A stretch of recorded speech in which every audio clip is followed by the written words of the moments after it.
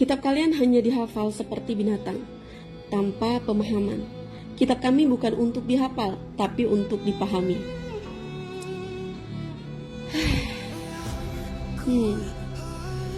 Katanya, kitab kalian tidak untuk dihafal, tapi untuk dipahami. Lalu, dengan bangga, kalian mencibir kami. Katanya kami hanya hafal, seperti binatang. Padahal justru disitulah kehinaan kalian dimulai. Bagaimana mungkin kalian bicara soal memahami, jika standar menjaga lafaznya saja kalian tidak sanggup? Islam hafal tanpa terjemahan. Islam menjaga wahyu. Tapi Islam juga belajar maknanya. Kami diajarkan tafsir, dan kami hidup dalam amal.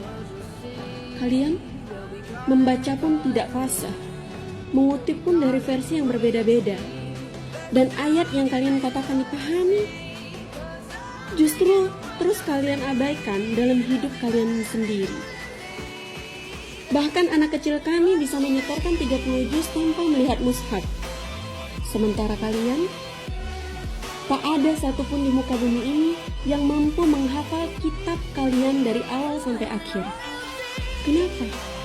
Karena memang tidak bisa. Karena yang kalian sebut kitab sudah bukan wahyu, sudah bukan asli.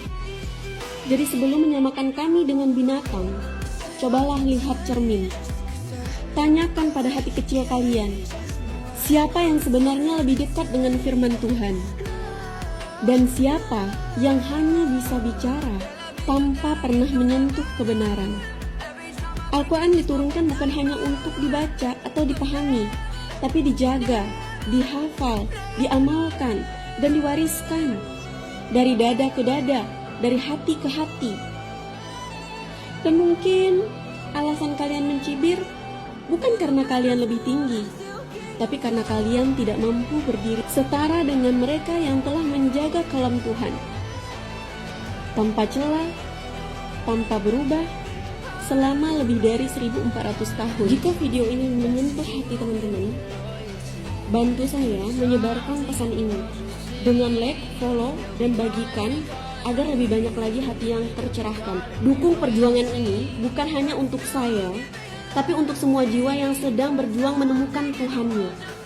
Biar mereka tahu, mu'alaf tidak sendiri, kebenaran tidak bisa dibungkam, agar semakin banyak yang terinspirasi dan semakin sedikit yang dicaci karena iman.